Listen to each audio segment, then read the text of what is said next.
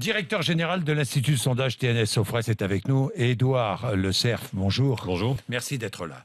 Très intéressant. Votre baromètre pour le Figaro Magazine, TNS Sofres, qui a été réalisé du 28 août au 1er septembre. Je le précise parce que maintenant, mieux vaut préciser. C'est vrai. Parce qu'il y a des sondages qui sortent sans aucune précision, qui ne sont pas des sondages en fait. Bon, là c'est un baromètre sérieux, une enquête scientifique.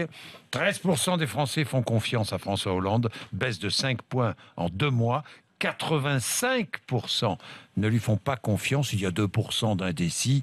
On n'a jamais vu ça. Non, c'est vrai que c'est un record historique. Jamais un président de la République n'a été aussi bas, aussi vite. Alors c'est vrai que François Hollande ne partait pas d'une cote de popularité de départ très très élevée, mais là la pente est très raide. Alors il faut moduler un tout petit peu cette chute de 5 points pour François Hollande. Le niveau est inédit. La chute de 5 points en 2 mois, parce que c'est vrai que la mesure précédente datait du mois de juillet, ça s'est déjà vu. Mais être à ce niveau-là, jamais. Quels sont les Français qui lui... Le record précédent, Le record précédent, c'était Jacques Chirac, effectivement. Record tutoyé par François Hollande au printemps, en tout cas au début de l'été. Puis il était un peu remonté, mais voilà, il a de nouveau chuté. Mais c'est vrai que c'est quand même le record absolu. On peut se poser la question, est-ce que ça peut continuer ? Voilà, est-ce que ça peut continuer ? Quels sont les Français qui lui font encore confiance ? Alors c'est vrai qu'en général, lorsqu'on regarde par catégorie la façon dont François Hollande est encore soutenu, on voit quelque chose d'assez plat. C'est évident, à chaque fois qu'il y a une baisse, c'est un coup de rabot un peu général. Il reste, malgré tout, chez les sympathisants du Parti socialiste, qui sont, il est vrai, un peu moins nombreux à chaque fois qu'on le mesure. Malgré tout, dans cette catégorie de la population, il y a encore près d'une personne sur deux qui dit avoir confiance en François Hollande. Mais attention, le mouvement a aussi été un peu dur lors de cette dernière mesure, et aujourd'hui, ils sont plus nombreux parmi les sympathisants du Parti socialiste à ne pas faire confiance à François Hollande. C'est 46% qui ne lui font plus confiance. C'est beaucoup. Oui, c'est beaucoup. Édouard Le Cerf, je vais demander aux auditeurs qui font encore confiance à François Hollande de se manifester et de nous expliquer pourquoi, parce que c'est ça qui m'intéresse.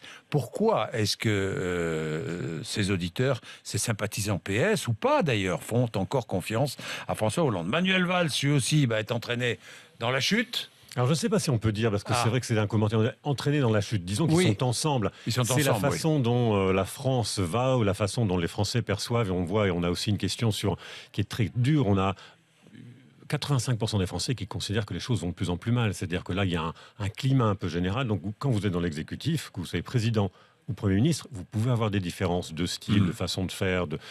Mais en tout cas, au final, les Français regardent une chose, c'est le résultat. Et 30% qui sont aux commandes. Pour Valls.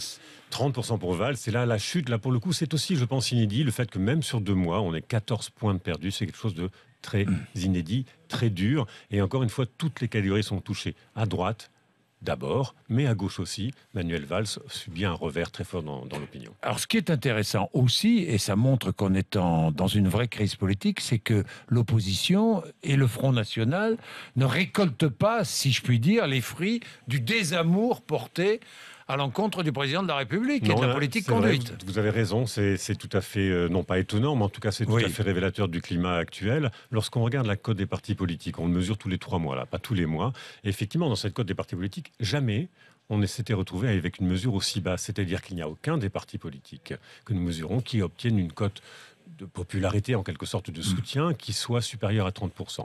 Tout le monde est à un niveau très bas. L'UMP, le Front National, les écologistes, le PS, Parti socialiste, bien sûr. Le front de gauche, enfin, etc. Exactement, etc. C'est-à-dire que tout le monde est là. On sait bien, c'est une crise de confiance globale dans le système politique. Dans le système politique. Je vois que dans le panel des personnalités politiques, c'est Alain Juppé qui est en tête, 39% seulement. C'est pas exceptionnel comme score, hein, le moins qu'on puisse dire. Si vous regardez les mêmes documents que nous éditions il y a 5 ans, par exemple, l'ensemble des niveaux était largement supérieur. C'est-à-dire qu'aujourd'hui, tout le monde a subi, encore une fois, ce coup de rabot de la part de l'opinion. Même Nicolas Sarkozy, qui est à 30%, je crois. Oui. Alors, il y a quelque chose d'intéressant dans ces cotes d'avenir, qui sont la façon dont on regarde un petit peu les différentes personnalités au-delà du couple exécutif. Et là, vous avez quand même quelqu'un qui sort. Donc, il y a quand même peut-être un petit effet du remaniement.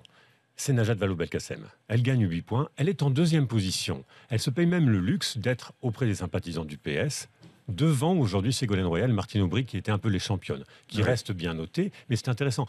C'est quelqu'un qui est en train de construire quelque chose politiquement, semble-t-il, parce qu'encore une fois, surgir en quelque sorte, elle était déjà présente dans notre baromètre. En 2e position, c'est intéressant. 2e point, seule peut-être consolation pour le couple exécutif et pour Manuel Valls, il y a dans notre mesure de ces codes d'avenir, 4 ministres parmi les 10 premiers. Ça ne s'était pas vu depuis longtemps. C'est vrai, nous avons Najat Vallaud-Belkacem, qui est maintenant en seconde position, Ségolène Royal, qui est toujours bien située et qui est, je crois, en 4e position, Laurent Fabius en 9e et Christiane Taubira en 10e.